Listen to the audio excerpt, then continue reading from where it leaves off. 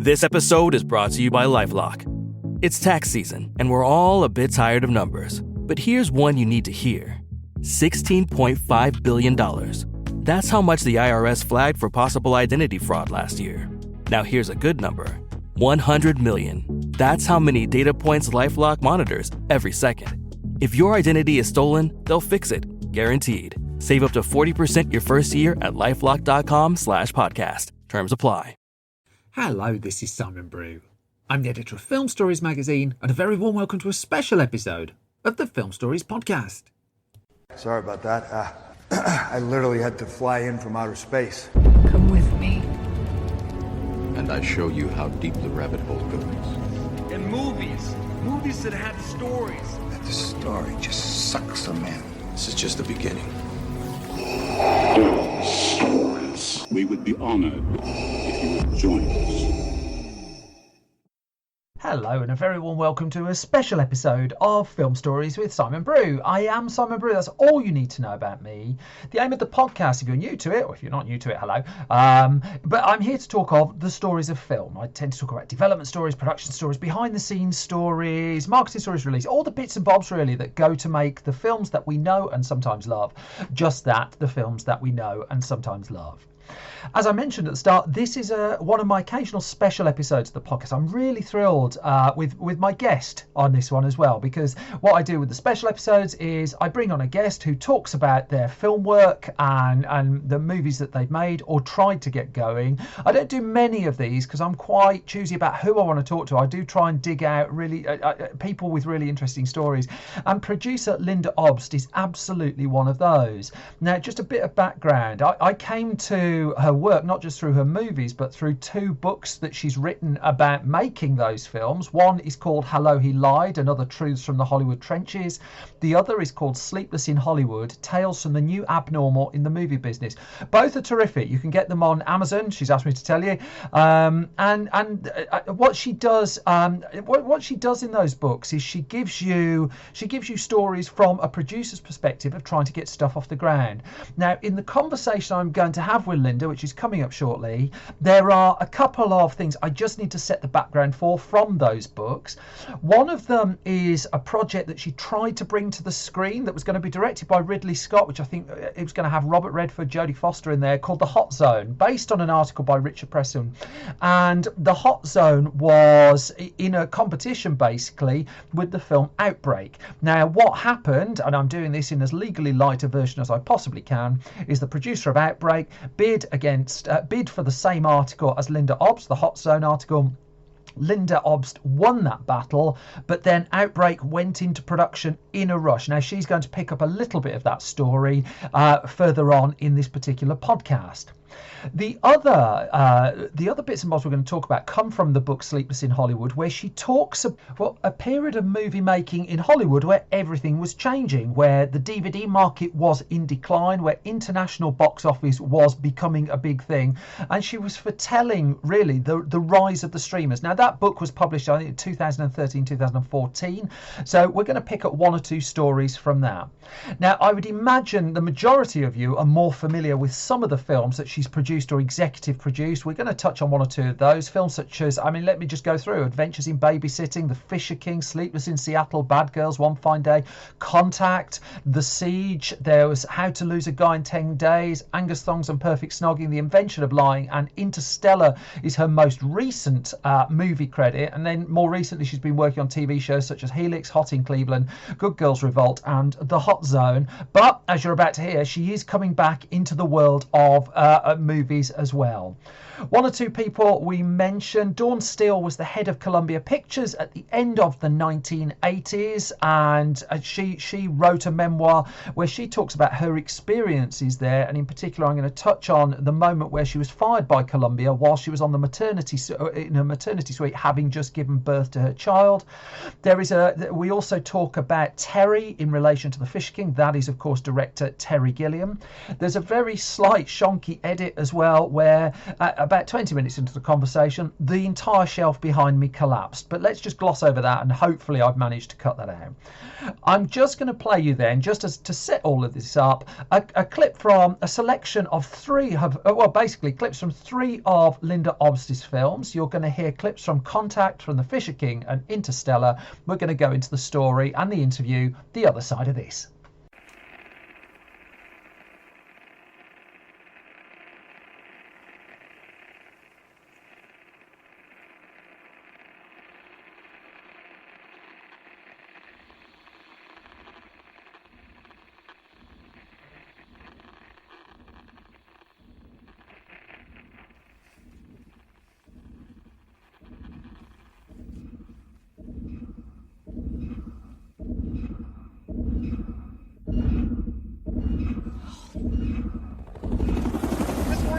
Of an unidentified radio source from deep space can neither be confirmed nor denied. Whatever it is, it ain't local. A food ornament. No. I'm a knight on a special quest. And I need help. We're not meant to save the world. We're meant to leave it. And this is the mission we were trained for. I've got kids, Professor. Get out there and save them. You have no idea when you're coming back. I'm coming back. So what I've just played you there is just a collection from the remarkable catalogue of movies from producer Lynda Obst, films such as Flashdance, Adventures in Babysitting, The brilliant The Fisher King, Angus Thongs and Perfect Snogging, I really love as well, Interstellar, so many. I'm delighted to be joined by Lynda Obst now for a special episode of this podcast. Lynda, thank you very much for joining me, and how are you? I'm very well, thank you. And where do we find you at the moment? You're in Los Angeles and hopefully safe and sound. Safe and sound, working remotely from my home office. Brilliant. Well, I mean, I've been wanting to talk to you for quite a while because of as much your films, which I've enjoyed enormously, but your extraordinary books on films as well. That you first of all wrote, for those who aren't familiar with Lynda's books, Hello, He Lied, which I think was 96, I think off the top of my head. And then you followed that up with Sleepless in Hollywood, Tales from the Abnormal. And if it's okay, I just want to start with that latter book there. Because you wrote that book talking about drastic changes that were going on in the movie industry. And, I mean, it came out in 2014, and you hinted in the text of that book already that it would pretty much be out of date by the time it arrived. And, I mean, 7 years on from the publication of it, I don't think any of us could have anticipated quite how much things have changed. But, I mean, first and foremost, how have the last 5 or 6 years affected you, and how, from your perspective, has the film industry changed again dramatically? Well, I think it's pretty similar to what I wrote 6 years ago, which is pretty amazing. It's just more so. Yeah. There are more movies on the streamers. It's the freedom that we were not allowed in features once the DVD died and the international market took over feature films, and so movies that were dependent on dialogue could no longer be made, and movies that that I had built a career on were impossible to make in the industry, had sort of migrated to television. Well, now the streamers, as I had anticipated in the book, took up that slack, and now the streamers are so enormously funded and are in such a brutal competition with one another that it's to the advantage of the writers and the producers of innovative material that that sort of gives us back the latitude we had lost when the movie business first collapsed. Yeah. And I anticipated that might happen in the book, as you remember. Yes. And it's happened in spades. Yeah. I mean, would you say it's happened as quickly as you were expecting? I was listening to an interview with Jodie Foster last week, and she argued we all knew this was coming. No one really saw how quickly it was coming. I think she's right. Yeah. But I think that it was the enormous funding and success of Netflix. Yeah. And then Amazon having the ability to take them on head to head. And then every movie studio realized, well, this is the future. We can't be investing really just in our studio any longer. We have to turn our studio into a streamer. Yeah. So suddenly there's Paramount Plus and HBO Max, which was once Warner Brothers, and so studios themselves became streamers. Yeah. And it became sort of a samurai fight. The anomaly of those studios, from a complete outsider looking in, looks like your old home at Sony Pictures, which seems, from what I can see, to be the one studio that's holding out as almost like a home for cinema. Is that how you're reading it from your perspective? I think that if Sony knew how to become a streamer, and when it does figure out how to become a streamer, it will. That's certainly not to its advantage. I mean, Universal has streaming capacity, but there are still Paramount too is releasing movies. Yeah. I mean, all the studios are still releasing movies. It's just where is the expected revenue? Yeah. And where is the concentration? I think Warner Brothers has made the most radical transformation from studio into streamer, as Chris Nolan will tell you. Yeah. But all of the studios, need to find a streaming aspect. Yeah. Because you can't, as you can see in the pandemic, you can't subsist on theatrical release alone. So right now, Sony's making partnerships with various streamers for some of its product. It can't just release gigantic blockbusters. Yeah. They don't have enough IP. At the point we're recording this, actually, Universal Pictures here in the UK arm of Universal Pictures has announced a slate for the year of 23 films it's intending to put in cinemas this year in the UK. And I looked at that and thought that might just be the last time I see a slate that big from a traditional studio ever again. And I just wonder if that ties into your thinking as well. It's sort of heartbreaking thought, isn't it? Yeah, it really is. I mean, I think all of us were incredibly happy when I never rooted for Godzilla versus King Kong before in my whole career. But, I sure did last weekend. Yeah. And it did really well. And so there is a theatrical future for movies. And I think streamers, too, want to be able to make theatrical releases to please its filmmakers, if for no other reason. Yeah. And even if they're just limited releases. But 22 movies is going to take a lot of audience support. Yeah. I think some countries have a better time of it. And, of course, what happens after the pandemic is going to be very, very interesting. There may be a pent-up desire to go to the movies. We may see big numbers. Yeah. But 22 movies is taking all of the resources and putting it into theatrical, and I don't think you're going to see that in the future. You mentioned Godzilla vs Kong there. There's a lovely interview with you that I was watching earlier today where you were berating mashup movies and said they would never work.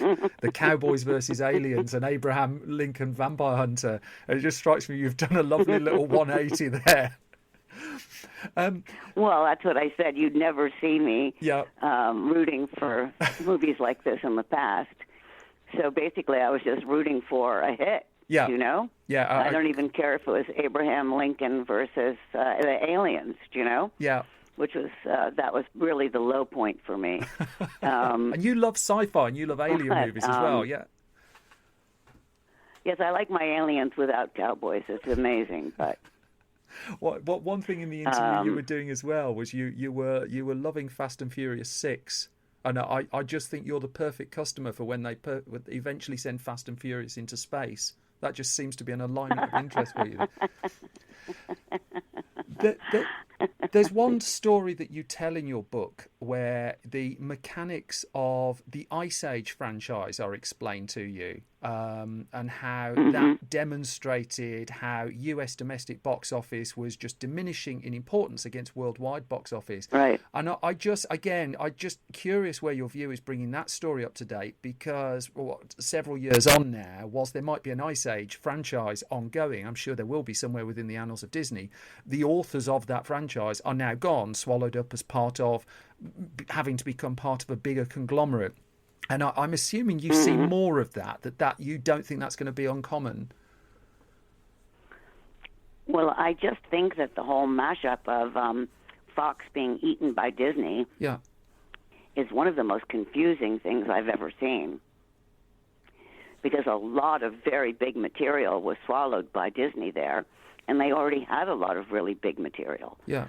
So whether that fuels their IPs for the next 20 years or whether some of them are lost is a really big question, isn't it? Yeah. That a lot of producers are worrying about. I can't predict which ones live and which ones die. It kind of depends on... And the Disney brand is very specific. Yeah. There are going to be some of them that don't necessarily fit in the Disney brand. Like what happens to Deadpool?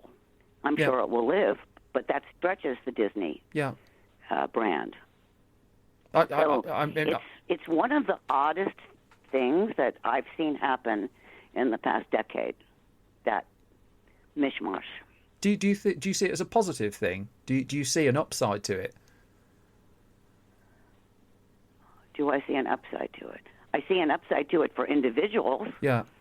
But anytime we lose a studio, it's not good. Anytime we lose a buyer, there's not really an upside. Yeah. Anytime there's a conflation of two buyers who become one buyer, we lose a buyer. So from a producer's point of view, there were studios there with two very different, distinct flavors, and you knew who to go to for each. Now there's a big behemoth that owns so many streamers and now comprises two massive studios. And, it's just not great for producers. It's great for the stock market, but... So it depends on what your entryway is. Do you know what your vantage point is? I just like films. I'm just an old-fashioned nerd who just likes watching really good films. Well, from that perspective, I think it's slightly homogenized. Yeah. Do you believe that, because when you were putting this book out, you use the phrase "the new abnormal" quite a lot, and we've come through a phase where Hollywood has everyone's using it. Yes, well, you put something into the ether there, I think. But we've come through a phase where we've seen very quick shifts, that the DVD market came and went, that the reliance on international box office has come and may have gotten, I don't know, streamers have come in. But I just wonder if you see the pace of change slowing now, that streamers is almost like a natural endpoint and there aren't that many more major developments that are foreseeable. That's such a good question, and it's so hard to answer, isn't it? Because the velocity of change is increasing in general. Certainly, like in quantum computers and in technology in general, the pace of change is astonishing and increasing. So every time we make a change, the pace of change in technology increases not by double, but algorithmically. So I can't imagine technology not changing at the same velocity. It does seem like streamers are an endpoint, but I don't believe in endpoints. So I think AI is going to have some effect on all of this. Yeah. I think quantum computing is going to have some effect on even our entertainment. The technological changes that are coming are so profound that there's no way that they don't affect technology, our entertainment. Yeah.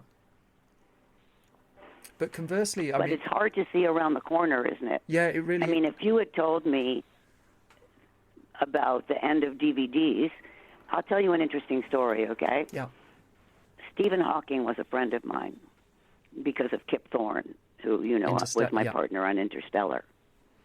And so one time, many, many years ago, I'm thinking it's almost 25 years ago, Kip and Stephen and I went out to Mount Wilson Observatory for a picnic. It was, I think, maybe the first time I met Stephen. Yeah. And he asked me, he could speak a little bit then, and he asked me what I thought of the DVDs and, what I thought of piracy. Yeah. And I said, not a problem. We really have it totally in control.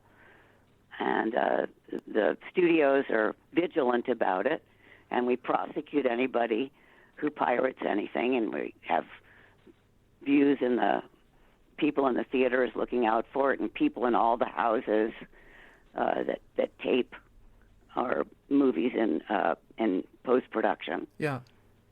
And I remember a little smile on his face because, of course, the Internet had just begun and the scientists were using it.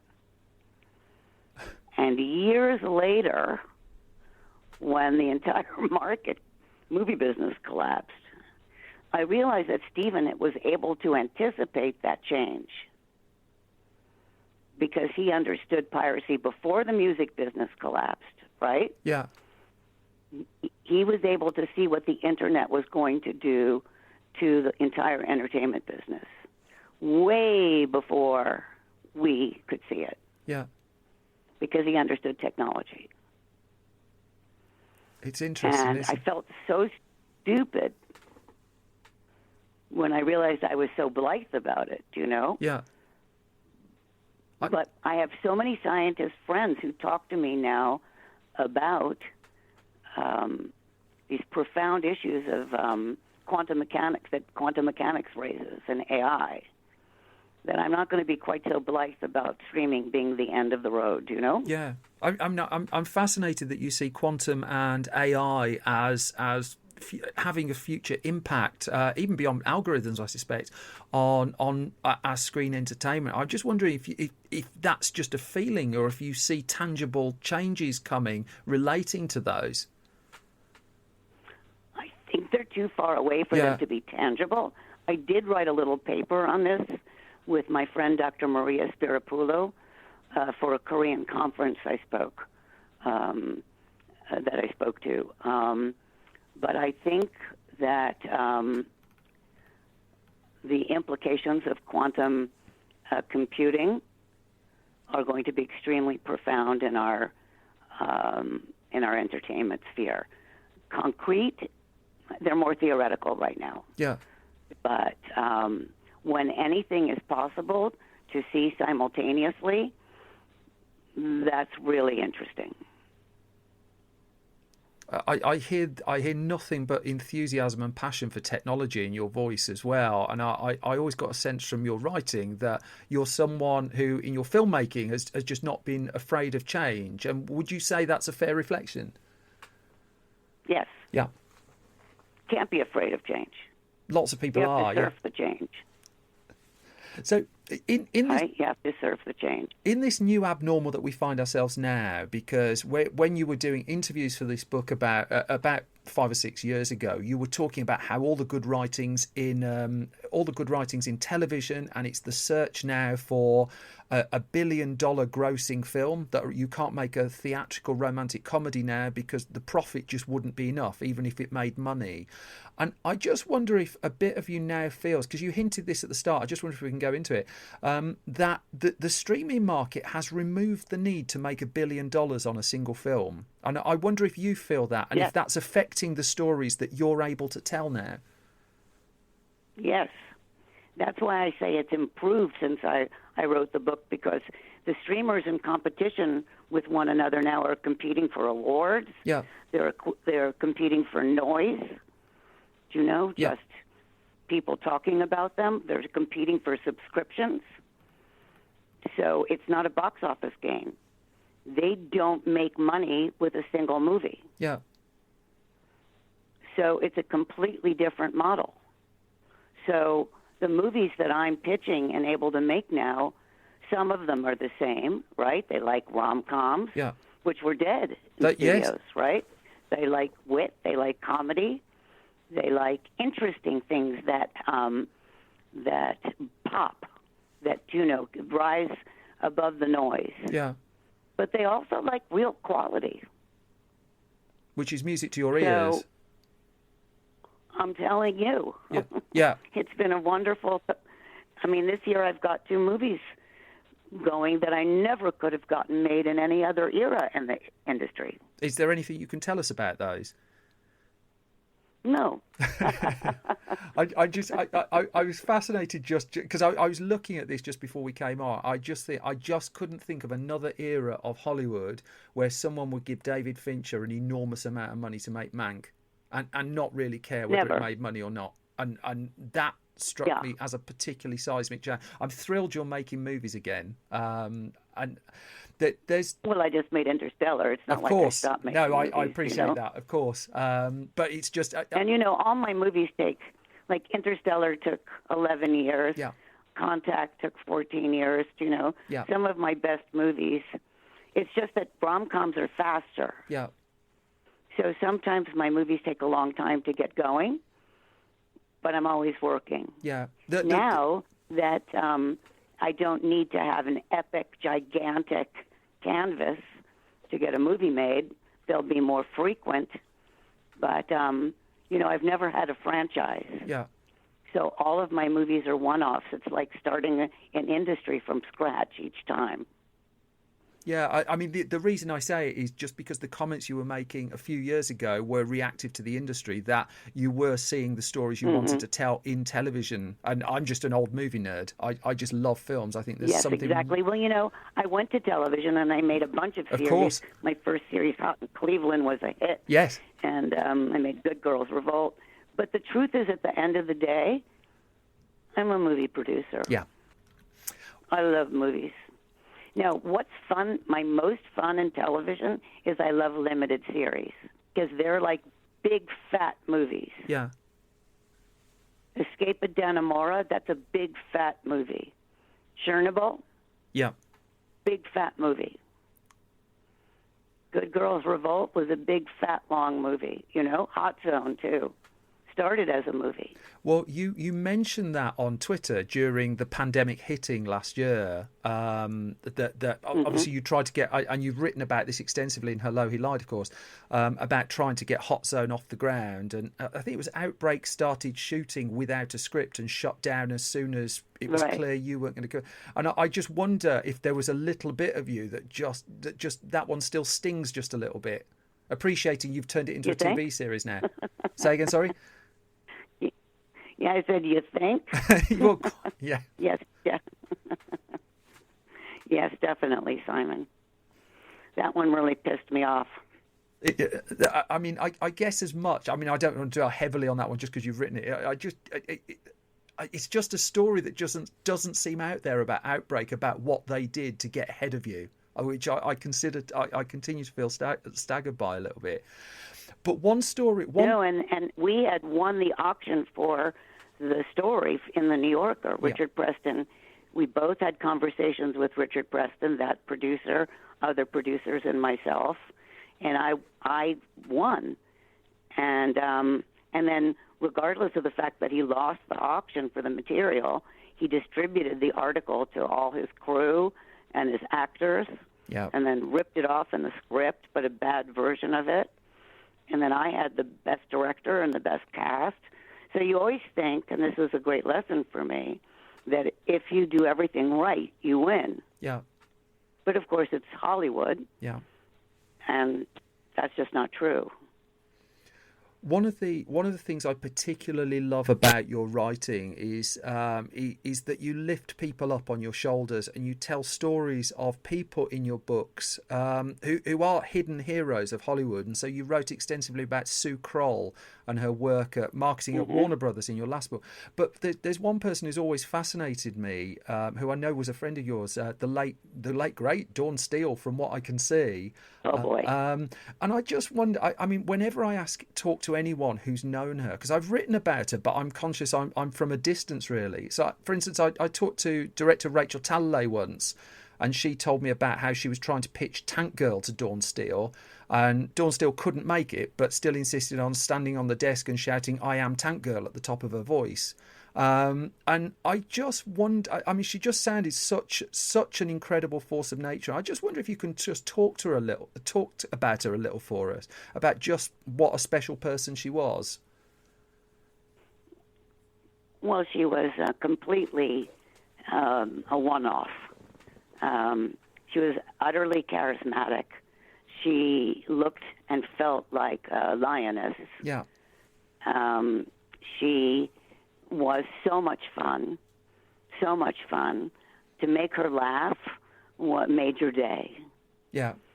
She had the best gut of anyone I knew, and men were sandbagging her left and right. And she was surprised every time. She never anticipated that anyone would try to hurt her. And yet everyone was trying to hurt her. So as her confidant, we used to take walks on the lot, and she would tell me these astonishing tales of people trying to set her up to fail. Yeah. And we would plot how to sort of get her back into positions of supremacy. And her gratefulness for support was her loyalty was so profound. And she never won by gaming or strategy because she was too direct. Yeah. She won by gut and charm.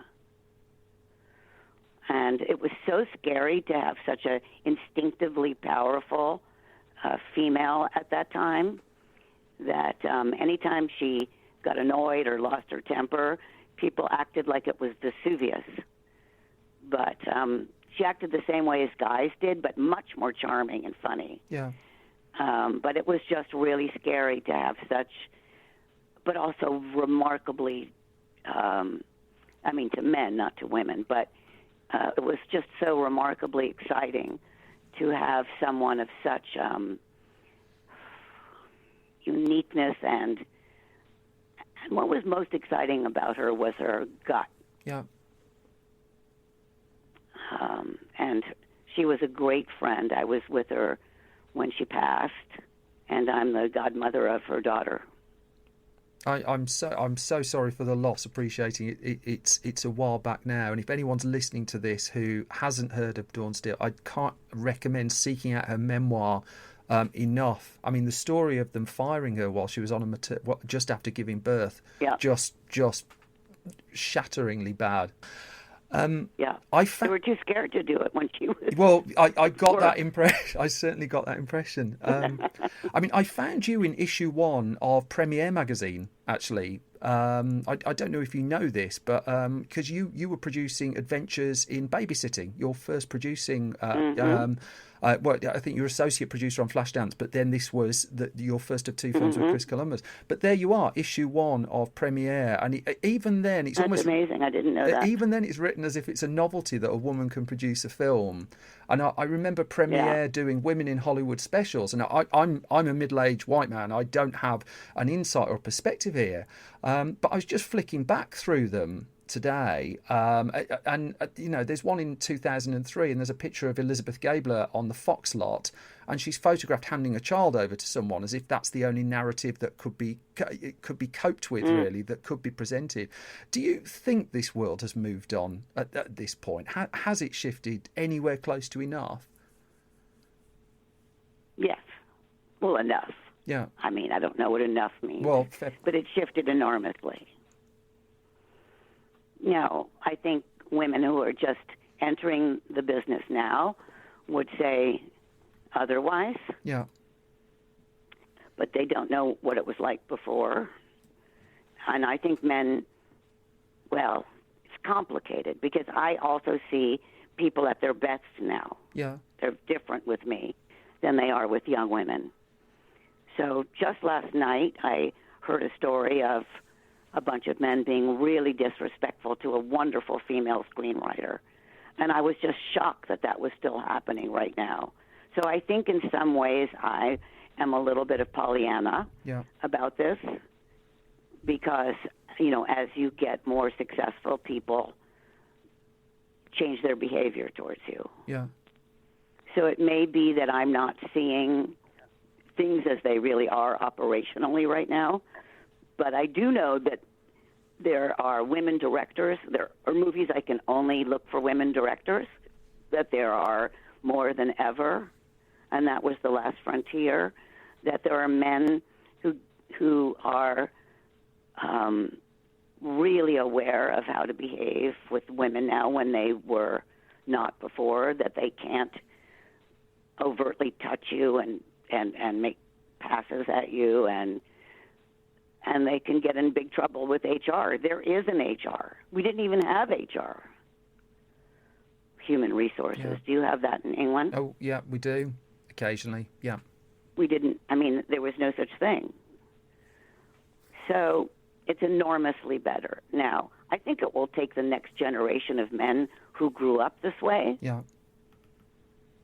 for it to be truly better, fundamentally better.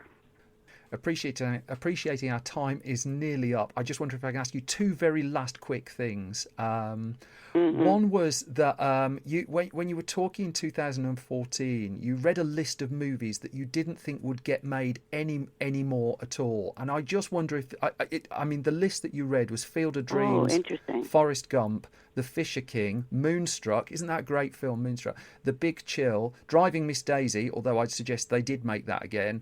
And The Graduate, and you said at that point in movie history in 2014, none of those could get made through the system now.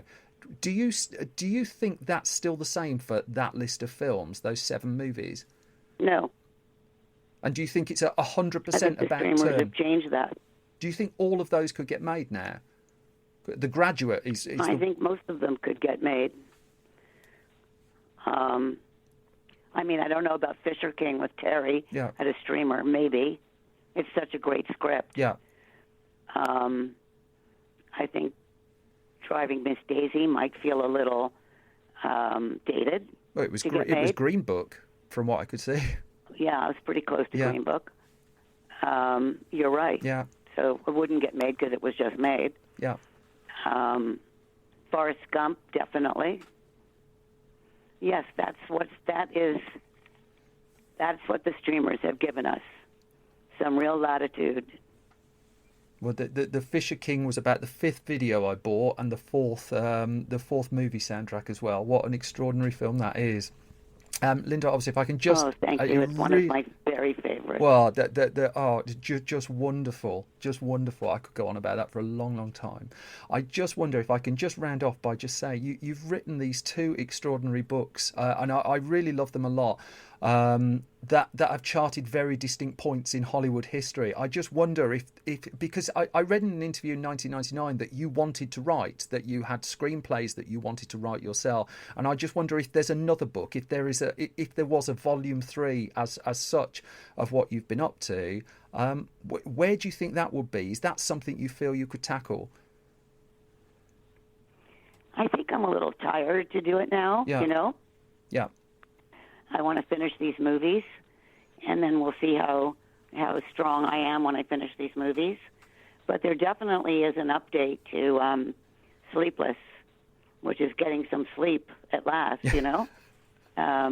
about the ways in which the streamers have brought back, just the questions you're asking me. Yeah. The way the streamers have brought back our creative latitude.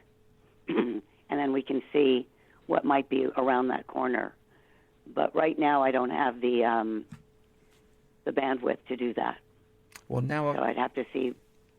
Maybe when I retire, Oh, don't retire! Don't retire! You've got too much to put into the world. Now I've got the Fish King in my head. I just want to sing "I Love New York" in June all over again. But I will spare you that. Oh, you made my day, Lynda Obst. This has been an absolute treat. Thank you so much for sparing the time, and the very, very best to you. Thank you. And that was the end of my conversation with Lynda Obst. Just to remind you that her books are available on Amazon. They're both really well worth checking out. And of course, all of her films are available as well. And there's quite a back catalogue to get through there. As always, thank you so much for listening and thank you for your time. You can hear more from me on Twitter at Simon Brew, more from the entire Film Stories project at Film Stories Pod. You can get more from Lynda herself on her Twitter account at Lynda Obst. That's at LYNDAOBST. Film Stories website is filmstories.co.uk, which is updated every weekday with movie news, features, nerdy stuff really. And you can find all of our magazines at our online shop, store.filmstories.co.uk. If you've enjoyed this podcast and want to support it, then you can find that at patreon.com/SimonBrew, and any money that comes in through that I then reinvest in new writers for the website, giving people a chance, and also for the research materials for the podcast. Enough from me though. I thank you very much for listening. Thank you for your time. I'll be back soon with your regular episode of Film Stories. Bye bye.